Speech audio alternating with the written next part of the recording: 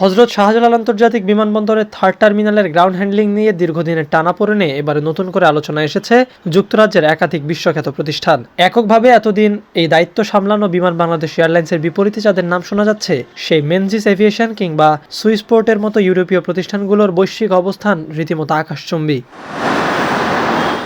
চমৎকার কারুকার্য ও অত্যাধুনিক সুযোগ সুবিধা সম্পন্ন থার্ড টার্মিনালের গ্রাউন্ড হ্যান্ডলিংয়ের দায়িত্ব পেতে পিপিপি চুক্তির আওতায় শক্ত অবস্থানে রয়েছে যুক্তরাজ্য।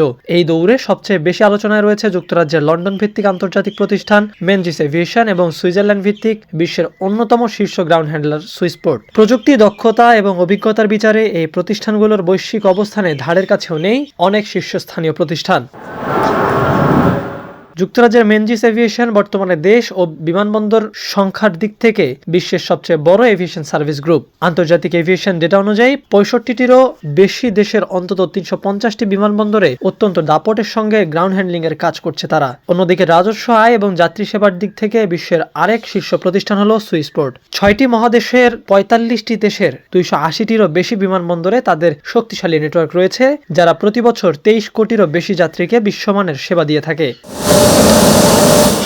অন্যদিকে গ্রাউন্ড হ্যান্ডলিং খাতে বিমান বাংলাদেশ এয়ারলাইন্সের অভিজ্ঞতা মূলত দেশের গণ্ডিতেই সীমাবদ্ধ। লাগেজ পেতে বিলম্ব, অব্যবস্থাপনা এবং সেবার মান নিয়ে সংস্থাটির বিরুদ্ধে সাধারণ যাত্রীদের দীর্ঘদিনের অভিযোগ রয়েছে। এমন পরিস্থিতিতে মেনজিস বা সুইসপোর্টের মতো শত শত কোটি ডলারের রাজস্ব আয় করা বিশ্বখ্যাত প্রতিষ্ঠানগুলোর আধুনিক প্রযুক্তি ও পেশাদারিত্বের সামনে দেশীয় প্রতিষ্ঠানটির সক্ষমতা প্রমাণ করা এখন এক বিরাট চ্যালেঞ্জ হয়ে দাঁড়িয়েছে।